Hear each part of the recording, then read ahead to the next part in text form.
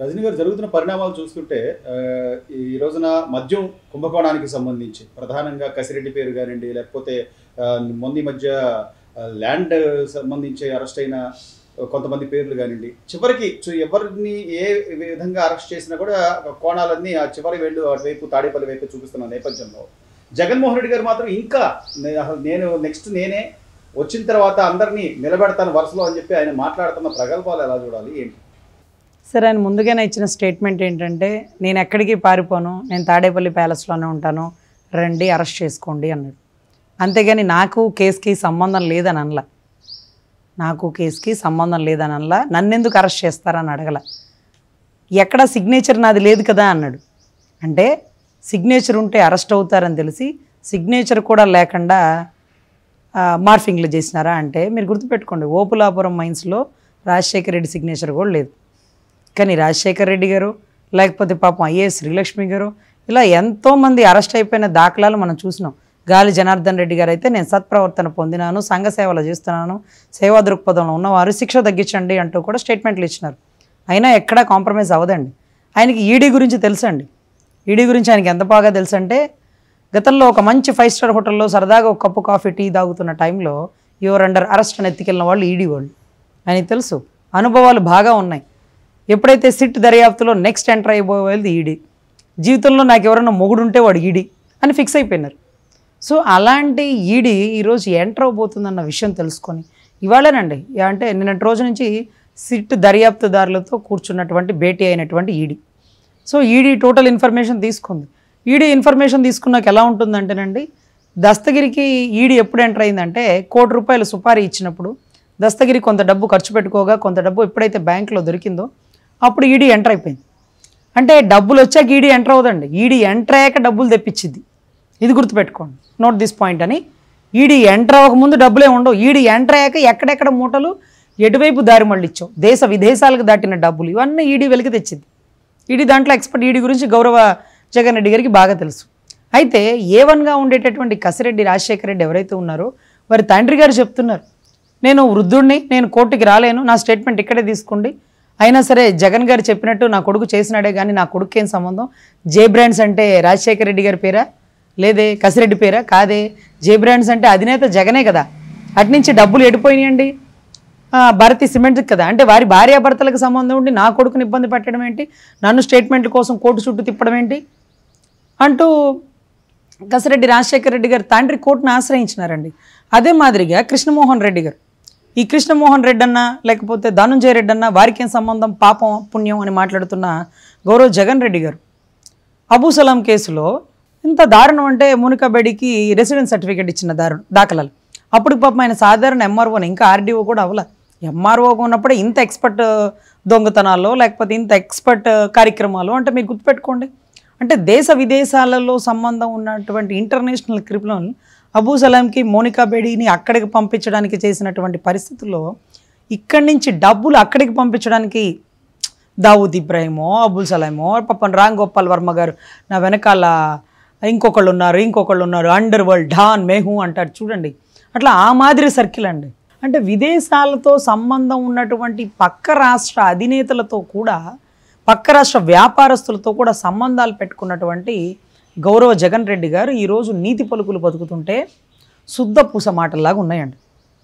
అందులోనూ next ED enter అవుతుందన్న విషయం తెలుసుకొని అంకుశంలో రామిరెడ్డి తన్నులు తిన్నట్టు తినాల్సి వచ్చే పరిస్థితి కోసం, లేకపోతే అది కూడా ఒక ప్యాటర్న్ ఆఫ్ పబ్లిసిటీ కోసం, అంటే మార్కెట్లు లేకుండా పబ్లిసిటీ లేకుండా జగన్ రెడ్డి గారు బయటికి రారని తెలిసినా కానీ ఈరోజు పబ్లిసిటీ కోసం రావాల్సి వస్తుంది. అంటే ముందు ఆయనకి మార్కెట్లు ఉండాలి, మార్కెట్లు లేదే బయటికి రారు, పరదాలు ఉండాలి, పరదాలు లేదే మహారాణి జగన్ రాణి గారు బయటికి రారు. కానీ ఇప్పుడు అంకుశంలో రాజశేఖర్ గారి కోసం గౌరవ జగన్ రెడ్డి గారు బయటకు వస్తున్నారు. బయటకు వచ్చి ఏం చేస్తారు అంటే, మామూలుగా ఇప్పుడు తాడేపల్లి ప్యాలెస్లో ఉన్నారనుకోండి, ఈడీ వాళ్ళు లోపలికి వెళ్తారు, దర్యాప్తు చేస్తారు, ఆయన అరెస్ట్ చేసి తీసుకొస్తారు. ఓకే, గతంలో ఒక టీ షాప్లో ఏదో పెద్ద 5 స్టార్ టీ అవుతున్నప్పుడు అరెస్ట్ చేస్తారు, ఓకే యువర్ అండర్ అరెస్ట్. కానీ ఇప్పుడు గౌరవ జగన్ రెడ్డి గారు 4వ తారీఖు నుంచి ఆయనకి ఎంతో ఇష్టమైన జీవో నెంబర్ 1ని ఇంప్లిమెంట్ చేయలేకపోయారు. అంటే ప్రతిపక్ష నేతలు ప్రచారంలో ఉండకూడదు, ప్రతిపక్ష నేతలు రోడ్డు మీద తిరగకూడదు.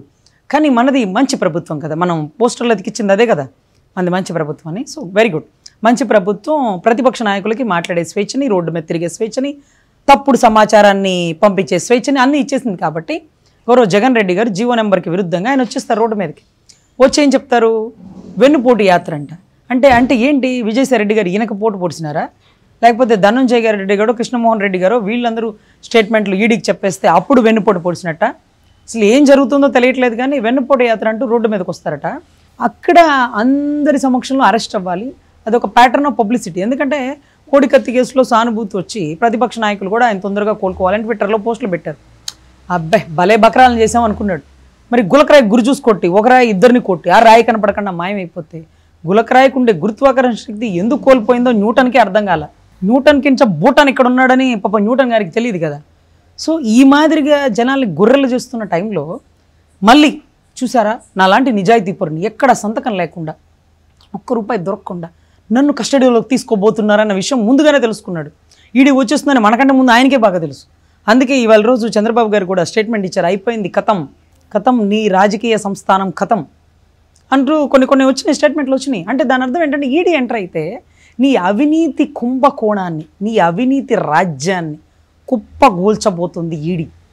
అది ఆధారాలతో నువ్వు దాచేసిన మూటలు ఎక్కడో తెస్తారు, వాళ్ళు తెప్పిస్తారు. వాళ్ళకి నీతో ఆటలు వాళ్ళకి ఇదేం కొత్త కాదు కదా. గతంలో నువ్వు ఎక్స్పర్ట్ కదన్నా. 16 నెలలు జైల్లో ఉంది. కేడీ కేసులు కాదు కదా, ఈడీ కేసులే కదా. డబ్బే గుండెపోటుని గొడ్డలపోటుని గుండెపోటు ఏంటేంటో చేసేస్తావన్నా. నువ్వు ఈరోజు వెన్నుపోటు కోసం రోడ్డు మీదకు రావడం, నిన్ను అక్కడ అరెస్ట్ చేయడం, ఒక ప్రీ ప్లాన్ స్కెచ్ చేయడం, ఆ యూట్యూబ్ ఛానల్స్ వాళ్ళకి కెమెరాలు కొనిస్తున్నారంట. అంటే ఆయన్ని లైవ్లో అరెస్ట్ చేయడం వీళ్ళు షూట్ చేయాలి. అది కెమెరాతో షూట్ చేస్తే ఓకే, షూట్ చేయండి అని చెప్పి వాళ్ళు గన్నులు ఎత్తుకొని వచ్చారు, అసలే బాగా కోపాల్లో ఉన్నారు. సో షూట్ చేయండి విత్ కెమెరాతో అని చెప్పండి క్లారిటీగా, లేకపోతే కెమెరామెన్ గాంగతో రాంబాబు అయినా వచ్చేయగలడు. సో ఇటువంటి పరిస్థితుల్లో మీరు నడి రోడ్డు మీద అరెస్ట్ అవ్వాలనుకుని ప్లాన్ గీసుకున్న మీ స్కెచ్ పండబోతుంది. మీరు అరెస్ట్ అవ్వడం పక్క, అది ఎక్కడో ప్లేస్ మీరు డిసైడ్ చేసుకోండి. అదే బాలకృష్ణ డైలాగ్, నువ్వు రమ్మన్నా సరే, నన్ను రమ్మన్నా సరే, నీకు ఇష్టమైన ప్లేస్ అయినా సరే, నాకు ఇష్టమైన ప్లేస్ అయినా, నీ అడ్డ అయినా సరే, నా అడ్డ అయినా సరే. ఈ మాటలు మాట్లాడుకునే వారికి నడి రోడ్డు మీద అరెస్ట్ అవ్వాలని మీరు ఫుల్ ఫ్లెడ్జ్డ్గా ఉన్నారు. కానీ మీరు ఒకటి ఎక్స్పెక్ట్ చేయకండి, జనాల్లో సానుభూతి రాదు. ఎందుకంటే క్వాలిటీ లేని లిక్కర్, కల్తీ అయిన లిక్కర్, మిథైల్ ఆల్కహాలిక్ లాంటివి కలిసి ఒక మనిషి ప్రాణాన్ని హరించగల కెమికల్ దాంట్లో కలిసిందని తెలిసి జంగారెడ్డిగూడెంలో ఒకే రోజు 26 మంది కల్తీ మందు దాగి చనిపోతే సహజ మరణాలని డిక్లేర్ చేసిన నువ్వు ఈరోజు క్వాలిటీ లేని మందు దాగి రాకేష్ మాస్టర్ లాంటి వాడు వీడియో తీసి అదేంటో నేను కుడితొట్లు పడినట్టుంది, ఏంట్రా ఆంధ్ర వాళ్ళు ముందు దాగి ఎట్ట బతుకుతున్నారా అని కొట్టుకుంటే పిచ్చోడు అనుకున్నాం, బూమ్ అని. ఆఖరికి బాంబ్ బ్లాస్ట్ అయింది. ఆ తెలంగాణలో మందు దాగి తిరిగినా బాగుండు, ఇక్కడికి వచ్చి ఈ మందు దాగి పాప 2 రోజుల్లో అనుమానాస్పదంగా ఆయన చనిపోయిన వీడియో కూడా హైలైట్ అయింది తెలుసా. ఆయన హాస్పిటల్ బెడ్ మీద తీసుకెళ్తూ ఆయన అలా తిరుగుతూ, ఇదంతా దేంటి మందు ప్రభావం. లివర్లు డ్యామేజ్ అయ్యి ఆరోగ్యశ్రీ లివర్కి పనిచేయక కిడ్నీకి ఒక్కదానికే పనిచేస్తుందండి, అది డయాలసిస్కే పాపం, లివర్కి పనిచేయదు. కానీ ప్రతి ఒక్కడికి లివర్ అయిపోయింది. ఏంటా గత 4-5 ప్రభుత్వంలో 4-5 ఏళ్లలో కేవలం లివర్ అయిపోయింది ఏంటంటే క్వాలిటీ లేని మందు వల్ల. ఇవన్నీ ప్రజలు తెలుసుకుంటున్నారు. మందు రేట్లు పెంచో, బూమ్ అన్నో, స్పెషల్ స్టేటస్ అన్నో, చాలా పేర్లు పెట్టినో, ఇవన్నీ తెలుసన్నా. క్వాలిటీ లేని మంది. ఈ ఒంటరి మహిళలు నీ ప్రభుత్వంలో ఎంతమంది పెన్షన్ తీసుకున్నారో చెప్పు. అసలు ఒంటరి మహిళ ఎందుకు అయ్యారు చెప్పు. తాగుబోతు భర్త తన్ని ఇంట్లోంచి బయటకు ఎందుకు గెట్టేస్తున్నాడో చెప్పు. ఒకటి తాగాల్సినోడు 4 ఎందుకు తాగుతున్నాడో చెప్పు. ఈ 4 తాగినోడు లివర్ డ్యామేజ్ అయ్యి హాస్పిటల్ ఎందుకు పడుతున్నాడో చెప్పు. హాస్పిటల్ పడినోడు చనిపోయి ఆడబిడ్డ ఒంటరి మహిళ అయితే నువ్వు పెన్షన్ ఇవ్వాల్సిన పరిస్థితి ఎందుకు వస్తుందో చెప్పు. ఇట్లా కుటుంబంలో తండ్రి లేని కుటుంబమో, భర్త లేని కుటుంబమో, అది అనాథ కుటుంబమే కదా. కౌలు రైతులు ఎంతమంది పురుగుల మందు దాగి చచ్చిపోయారు. అర్రే అప్పుల పాలై పురుగుల మందు తాగారు. ఆనందంతో డబ్బుతో మందు కొనుక్కొని ఈ మందుకి పురుగుల మందుకి తేడా లేకుండా తాగి ఒకేసారి చచ్చిపోయారు చూడు 26 మంది. ఆ రోజు మీరేమన్నారు? 60 నుంచి 70 ఏళ్ళు ఇంతమంది ఉన్నారు, ఆ వయసులో పోరా అన్నాడు. అదేందబ్బా, నాన్నగారి వయసు ఎంతో, చిన్నాయన వయసు ఎంతో పోయారా? మందు తాగితే పోతారా? మాకు తెలియదన్నా. సగం మందు తాగేది పెద్దోళ్ళే కదా, వాళ్ళని ఏమీ కంట్రోల్ చేయలేం కదా. అటువంటిది ఆ వయసు వాళ్ళు పోతారు, ఏముంది దాంట్లో ఆశ్చర్యం అని కొట్టిపడేసావు చూడు. ఆ వృద్ధాప్యానికి, ఆ పెద్దవాళ్ళకి వయసుకు నువ్వు ఇచ్చిన విలువ ఇదేనా చూడు. సహజ మరణాలు అన్నావే కానీ పోస్ట్ మార్టం రిపోర్ట్లో వచ్చిన మిథైల్ ఆల్కహాల్కి ఎంత కెమికల్ ఉందో నువ్వు పట్టించుకున్నావా? అర్రే మనం కలిపిందేగా, మనం పట్టించుకుంటే మన గుట్టు బయటకు వస్తే పెరుమాళ్ళకి ఎరుక అంటారు చూడు. ఈ మాదిరిగా రాష్ట్రాన్ని అన్యాయంగా అవినీతి పాలు చేసి అక్రమంగా ఆడబిడ్డల పుస్తల తాళ్ళు తెంచి 20 ఏళ్లకి మందు బాబుల్ని తాకట్టు పెట్టావు చూడు. తాగుబోతులు భార్యల మెడలో పుస్తుల తాళ్ళు పెడితే వాడిని తాగుబోతులు అంటే, తాగుబోతుల్ని 20 ఏళ్ళకి తాకట్టు పెట్టిన గత ప్రభుత్వాన్ని ఇంకేం పిలవాలన్నా? నీ మీద సానుభూతి వచ్చిద్దా? నడి రోడ్డు మీద ఈడ్చుకుపోతున్నా సానుభూతి రాదు. ఎందుకంటే డాక్టర్ సుధాకర్ గారిని మాస్కులు అడిగిన పాపానికి చొక్కాలు ఇప్పి నడి రోడ్డు మీద కూర్చోబెట్టి పోలీసులతో ఆటో ఎక్కించావు చూడు, అది లైవ్లో మాకు చూపించావు చూడు. అలాంటి వ్యక్తులను చూసారు రే పాప అనిపించింది. నువ్వు అవినీతి కుంభకోణంలో ఇల్లు తాకట్టు పెట్టి వచ్చిన డబ్బులతో పార్టీ నడుపుకోవాలని నీ నాయన అసెంబ్లీలో అడిగితే, నాయన ఈరోజు 1000 కోట్లు అడ్వాన్స్ ట్యాక్సులు కడుతున్న నీకు ఛాలెంజ్ సినిమాలో చిరంజీవిలాగా ఆ మాదిరి ఎట్ట సంపాదించినావు నాయన? నీ అవినీతి కుంభకోణంలో కుప్పలు వెళ్ళి 16 నెలలు జైలు ఎట్లున్నావు నాయన? వరి చేనేస్తుంటే డబ్బులు రావట్లా, గంజాయి మొక్కలు వేస్తే వస్తాయా? అంటే జనాలకు ఏం మెసేజ్ ఇస్తున్నారు మీరు? బలవంతంగా సాక్షి పేపర్ చదవాల్సింది, ప్రతి కట్టడానికి గవర్నమెంట్ ప్రతి కట్టడానికి భారతీయ సిమెంట్ వాడాల్సింది. అసలు ఒక లోన్ లేకుండా భారతీయ సిమెంట్ వ్యాపారం వెలసిల్లిందంటే ఎవరి పుణ్యాలు ఎవరి పాపాలు? సో ఇవన్నీ కూడా ఈడీ ఎంటర్ చేసిద్దండి. ఇప్పటివరకు మూటలు దొరకలేదన్నాడు. సంతకాలు లేవు కదా, ఎలా అరెస్ట్ చేస్తారన్నాడు. అంటే సంతకాలు లేకుండా దొరికిపోతామని ముందే తెలిసి సంతకాలు కూడా పెట్టలేదన్నమాట. అంటే దాని అర్థం ఏంటంటే తడిగుట్టతో గొంతుకు వస్తారండి, వాళ్ళ చేతికి మట్టి అంటించుకోరు. సో ఇంత ఎక్స్పర్ట్ క్రిమినల్స్ని ఎక్కడ దొరకాలో అక్కడ దొరుకుతారు. పెద్ద కోర్టులలో తీర్పు లేకపోవచ్చు, ఎందుకంటే మీలాంటి వాళ్ళు పెద్ద పెద్ద అడ్వకేట్లను తెచ్చేస్తారు కాబట్టి. కానీ ప్రజా కోర్టులో తీర్పు వచ్చేసింది. 175 వై నాట్ 175 అని ప్రతిపక్షంలో కూడా లేకుండా నువ్వే ఏలాలనుకున్నావు చూడు. ప్రజలు నీకు ప్రతిపక్ష హోదా కూడా ఇవ్వాలి. ప్రతిపక్ష హోదా కూడా నువ్వు కూర్చోడానికి కూడా పనికిరావు అన్నారు. కౌరవ సభలో తల్లిని అవమానపరిచిన నీకు ఆ సభకు ఎంటర్ అయ్యే అర్హత కూడా లేదంటూ ప్రజలు ఇచ్చిన తీర్పు. ఇంకా కూడా మారవా అన్న నువ్వు? ఇంకా కూడా మళ్ళీ జనాల్లో నడి రోడ్డు మీద నువ్వు యాత్ర చేస్తే ఎవరు వస్తారు నీ కోసం? జగన్మోహన్ రెడ్డి మారకపోవడం పక్కన పెడితే మేడం, ఆయన నమ్ముకున్న ఇప్పుడు ఈ రోజున ఆరోపణలు ఎదుర్కొని జైలు పాలు అయినటువంటి ధనంజయ రెడ్డి గారు కానీ, లేకపోతే ఆ హయాం నుంచి అంతకుముందు వైఎస్ఆర్ హయాం నుంచి కూడా ఒక ఐఏఎస్ శ్రీలక్ష్మి గారు కానీ, ఇలాంటి పబ్లిక్ సర్వీస్ చేసే ఉద్యోగులు కూడా ఎందుకంత మ్యానిపులేట్ అవుతున్నారంటారు? లేకపోతే అనుభవాలను కూడా నేర్చుకోకుండా జగన్మోహన్ రెడ్డి గారికి ఎట్లా ఏకపక్షంగా? అదే అసలు నిజంగా అర్థం కానిది ఏంటంటే, విశాల్ గున్ని గారి గుంటూరులో ఒక పెద్ద రోల్ మోడల్, క్రాంతి అంటారట ఒక బ్రాండ్ అంబాసిడర్, పిఎస్ఆర్ ఆంజనేయులు బెబ్బులి విజయవాడకి గుంటూరుకి, ఇలాంటి వాళ్ళతో తప్పెలా చేపిస్తున్నాడు, ఆ ట్రిక్ ఏంటో తెలుసుకోవాలి. ఎందుకంటే మేము స్ట్రైట్ అన్న గౌతమ్ సేవక్ గారు ఈరోజు అరాచకాలు ఎదుర్కోలేక ఆయన ఎటుపోయాడో మాకే అర్థం కాల.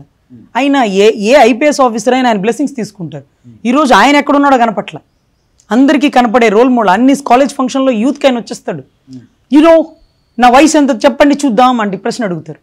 అట్లాంటి వ్యక్తి ఈరోజు ఏమైపోయాడో మాకు తెలియట్లా, కనుమరుగైపోతున్నారు సార్. అసలు ఈయన హయాంలో పనిచేయడానికి అధికారులు అసలు కొన్ని ఉద్యోగాల్లో ఇక మీ పక్క రాష్ట్రానికి ట్రాన్స్ఫర్ చేయించుకోవచ్చా అని అడిగే పరిస్థితుల్లో ఉన్నారు.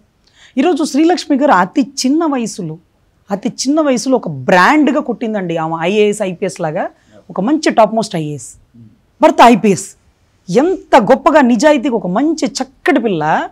అలాంటి పిల్లని ఈ రకంగా ఒక స్కీముల్లో ఇరికిచ్చేసి ఆవిడ కూడా ఎక్స్పర్ట్ క్రిమినల్స్ లాగా ఇటువంటి వాళ్ళ పేర్లు బయటికి చెప్పకుండా జైల్లోని నలిగి మళ్ళీ వాళ్ళ ప్రభుత్వం వచ్చే వరకు ఎదురు చూసి ఆ ప్రభుత్వంలో మంచి హోదాలో మళ్ళీ కూర్చుంది. ఇప్పుడు మళ్ళీ ప్రభుత్వాలు మారిన ఇప్పుడు ఏం చేసిద్ది? ఇప్పుడు తాతకి దగ్గులు నేర్పిస్తారంటారు చూడండి, ఆ మాదిరి ఈరోజు కోర్టుల నుంచి తప్పించుకోవాలనుకున్న వ్యక్తులు ఇవాళ కాకపోతే రేపైనా కోర్టు బోన్ ఎక్కాల్సిందే అని గాలి జనార్దన్ రెడ్డి గారి కేసు గుచ్చి చోట్ల చిన్న కేసు అండి. అది అసలు 100 కోట్లు అంటే చిన్న కేసు మనకి. ఎందుకంటే 1000 కోట్లు కమిషన్లే, 3200 కోట్లు కమిషన్లు, దాంట్లో 400 కోట్లు బషీర్బాగ్లో బంగారం కొన్నాడు. మా బందర్లో కొనొచ్చుగా? మా బందర్లో పిచ్చి సొమ్ములకి ఫేమస్ అయిపోయింది, గిల్ట్ నగలకి. తమరు కాస్త ఇన్వెస్ట్మెంట్ మా బందర్ మీద పెట్టుంటే బందర్ కూడా బంగారు గోల్డ్కి ఫేమస్ అయ్యేది. మీరు సంపాదించేదేమో ఆంధ్ర రాష్ట్రం ప్రాణాల మీద, పెట్టేదేమో బషీర్బాగ్లో. అంటే కేసీఆర్ గవర్నమెంట్ గారు మీరు కొమ్మక్కైపోవాలి. సో 400 కోట్లు అక్కడ తెలియదు, మిగతా 2800 కోట్లు 2600 కోట్లు ఎడిపోయినాయి అంటే మొన్న లావు శ్రీకృష్ణదేవరాయలు గారు చెప్పారు ఎప్పుడో విదేశాలకు వెళ్ళిపోయినాయి ఆ ఫిగర్ అన్నారు. ఆ అమౌంట్ అటు వెళ్ళిపోయిందట. అంటే బ్యాలెన్స్ అమౌంట్ ఇక్కడ గోల్డ్ బిస్కెట్ రూపంలో ఉంది. అసలు బంగారు ఇటుకలతో కట్టించాడేమో ఆ హరిత రిసార్ట్స్లో అని నాకు డౌట్ కూడా వచ్చేస్తుంది సార్. ఎందుకంటే పెద్ద పెద్ద రాజులు బంగారాన్ని ఎక్కడ దాచాలో తెలియదు. మనోడు రాజశేఖర రెడ్డి గారు కొడుకు అంటే రాజశేఖర కుటుంబంలాగా బంగారు ఇటుకలు పెట్టి ఇల్లు కట్టించేసాడు. అందుకే పెద్ద పెద్ద మార్కెట్లు కట్టేవాడు. గాలి జనార్దన్ రెడ్డి సార్, గాలి జనార్దన్ బాత్రూంలో బంగారం పెట్టుకునేది సార్. బాత్రూంలో బంగారం పెట్టుకుని నాకు ఇక్కడ దాకా బంగారం ఉంది అనుకుంటాడు. ఈయన ఇల్లు మొత్తం బంగారు ఇటుకలతో కట్టించేంత సమర్థుడండి. సో ఏ డబ్బు ఎక్కడ దాయాలో తెలియక అంత బంగారం రూపంలో మార్చిస్తారు. సో వీటితో ఎంతో కొంతమందికి కూడా సంబంధం ఉండే అవకాశం ఉంది. ఎందుకంటే విదేశాల్లో డబ్బు దాయాలంటే విదేశాల్లో కంపెనీ ఉండాలి, విదేశాలకు ఎప్పుడంటే అప్పుడు వెళ్ళగలగాలి, విదేశాలకు వెళ్ళి ట్రాన్సాక్షన్ ఉండాలి. అసలు శ్రీకృష్ణదేవరాయలు గారు ఈ ఫిగరు ఈ టైంలో ఎందుకు చెప్పినారంటే, మొన్న విడుదల రజనీ గారు ఏదో స్టేట్మెంట్లు ఇచ్చారు. ఆ స్టేట్మెంట్లకి దీని వెనకాల ఎంతమంది ఉన్నారో నాకు తెలియదు, కానీ ఇన్ని కోట్లు దారి మళ్ళీపోయినాయి, ఇన్ని కోట్లు విదేశాలకు వెళ్ళిపోయినాయి.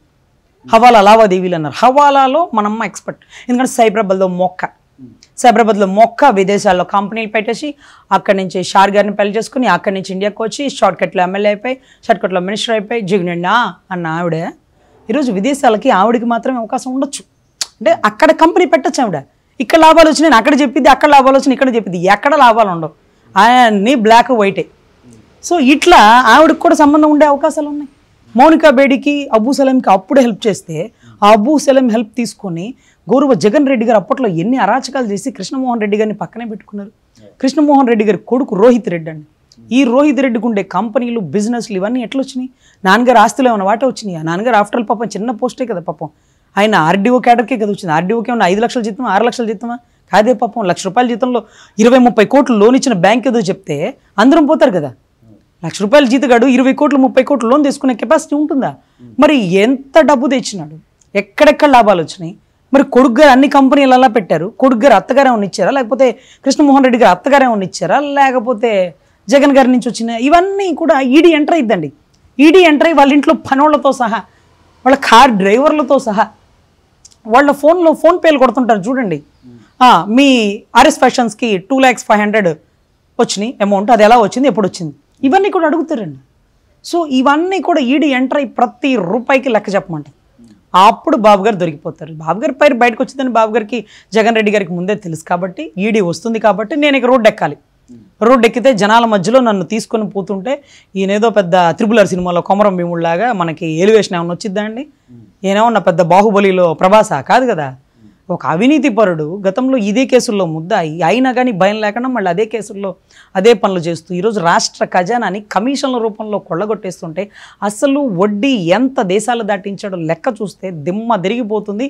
కేజ్రీవాల్ మనీష్ సిసోడియా మేమెంతరా బాబు 100 కోట్లు స్కామ్ అంటారే, దాంట్లో ఆడబిడ్డనే లోపలేసినారు, ఈయన లోపల వెళ్ళడా అతి తేలిగ్గా వెళ్ళిపోతాడండి, అతి తేలిగ్గా వెళ్ళిపోతాడు. ఆయన అరెస్ట్